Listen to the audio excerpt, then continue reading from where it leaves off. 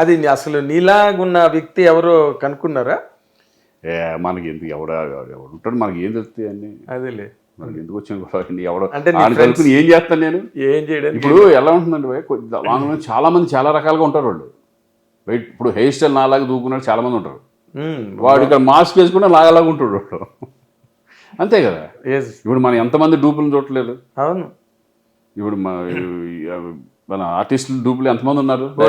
ఇలాగ ఉన్నాడు ఏంట్రా అనుకుంటాం మనం. అవును, అలా ఎంతమంది ఉండొచ్చు. కొంచెం అంత నాలా కరెక్ట్ నాలాగే 100% ఉండరు, ఎవరు ఉంటారు. కానీ ఏంటంటే ముఖం చూపించకుండా అనేవాడికి హెయిర్ స్టైల్ అనేది అనేవాడికి అలాగ అనిపించింది అంతే తప్పితే. ఎగ్జాక్ట్లీ. ఇప్పుడు నార్మల్గా ఇప్పుడు నువ్వు రోషన్ని నీ సన్గా కాకుండా ఒక యూత్, ప్రజెంట్ డే యూత్గా నువ్వు చెప్పాలంటే రోషన్ గురించి ఏం చెప్తావు శ్రీకాంత్? అది ఒక ఫాదర్గా కాదు, ఒక అబ్జర్వ్ అనేది ఇండస్ట్రీలో బయట ఇంకా వాడు ఇప్పుడు ఇండస్ట్రీలోకి ఇప్పుడే వస్తున్నాడు కాబట్టి. అవును, ఒక సినిమా యాక్ట్ చేసాడు. అది ఒక ఫాదర్గా నేను ఆయన చూసేది 100% గర్వపడతాను. ఎందుకంటే ఈ వే హీస్ పెరిగిన విధానం కానీ, ఆడు ఆలోచన విధానం కానీ, ఆడు సైకాలజీ చదువుకున్నాడు వాడు, ఇది కానీ సైకాలజీ చదివాడు, సైకాలజీ చేసాడు వాడు కొంత. వాడు ఇండస్ట్రీలో వాడు అబ్జర్వేషన్ కానీ, ఎలా ఉండాలి, ఎట్లా మాట్లాడాలి, ఏం చేయాలి, ఎలా అనుగుమని ఉండాలి, ఎలా ఆ టైప్ ఆఫ్ అంతా వాడు బాగా అబ్జర్వ్ చేస్తాడు. ఇంకా ఫ్యూచర్ అనేది ఇంకా స్టార్ట్ అయితే తప్పితే అది మనం ఫ్యూచర్ అది మనం ఏంటి అనేది తెలియదు. ఎందుకంటే ప్రస్తుతానికి అయితే very very well decent boy. Okay, plus పాయింట్గా నువ్వు ఆర్టిస్ట్గా నువ్వు మాట్లాడాలనుకో, పిక్చర్ చేసి ఇంకా ఆర్టిస్ట్గా ఇంకా నేను చెప్పిన ఆర్టిస్ట్గా అనేది ఎక్స్పీరియన్స్తో ఇంకా ఎక్కువ బాగా మెరుగుపడతారు. అవును, అంటే ఇప్పుడు మన ఒక సినిమానే కదా రిలీజ్ అది, ఒకటే బాగా చేశాడు, మంచి మంచి పేరు వచ్చింది వాడికి. స్క్రీన్ ప్రెజెన్స్ ఉంది. ఏంటంటే వాళ్ళ పర్ఫార్మెన్స్ ఎంత బాగా నెక్స్ట్ వాళ్ళు డెడికేషన్ చేసుకుని దాని మీద ఎంత ఫోకస్ పెట్టుకుని దాని మీద చేసుకుంటే ఇలాగే డెవలప్ అవుతూ ఉంటారు అంతే.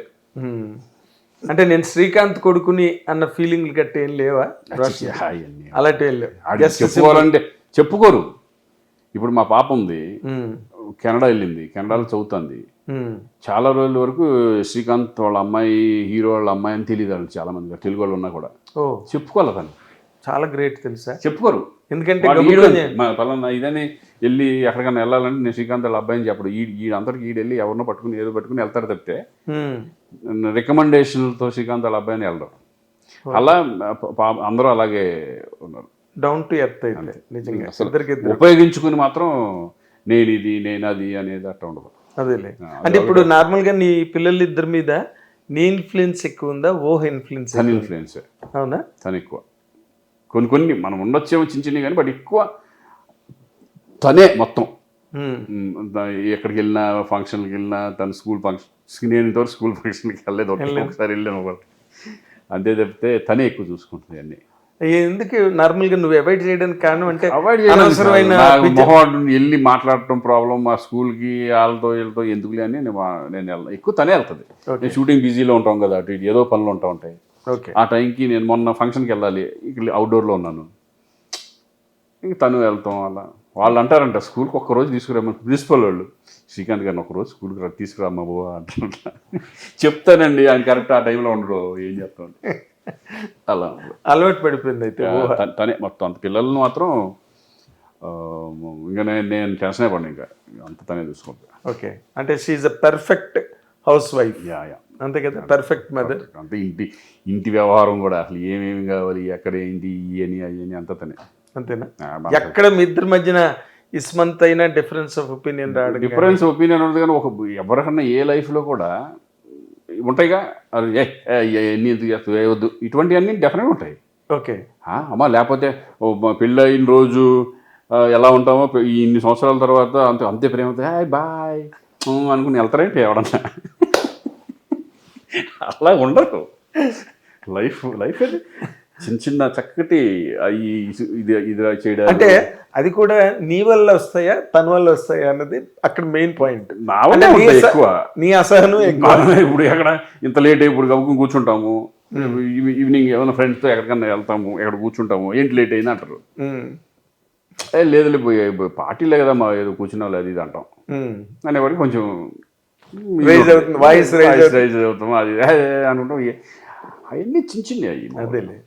ఆ మాత్రం ఉండాలి, లేకపోతే మరి చప్పగా మగాళ్ళు చాలా మాకు క్రికెట్ ఉందంటే మాకు అసలు ఏమీ తెలియదు. ఎగ్జాక్ట్. క్రికెట్ కూర్చున్నామంటే అది అయిన తర్వాత వేరేది ఏదైనా అది చూస్తూ ఉంటాం, ఈ టైప్లో ఉంటుంది వ్యవహారం.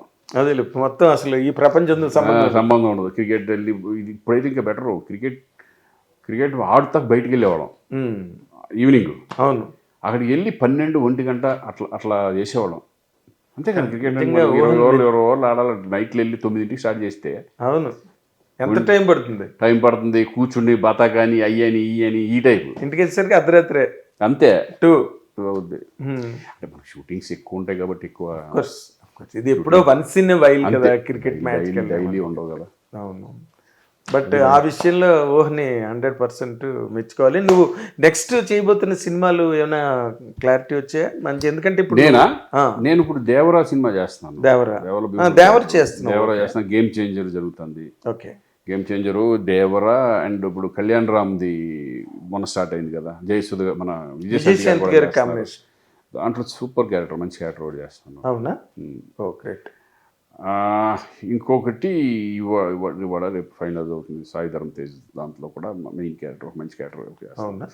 కంటిన్యూ. ఇంకో నేను హీరోగా చేసేది ఒకటి మళ్ళీ హీరోగా చేస్తా అంటే ఇటు కోటబొమ్మాడి టైప్ ఆఫ్ కాన్సెప్ట్ అట్లా చేద్దామని. రెగ్యులర్ వద్దు, నీకు బాగోదులే, పిల్లలు వచ్చేసినప్పుడు రోషనాలు చేసి నేను చెప్తే బాగోదులే అని.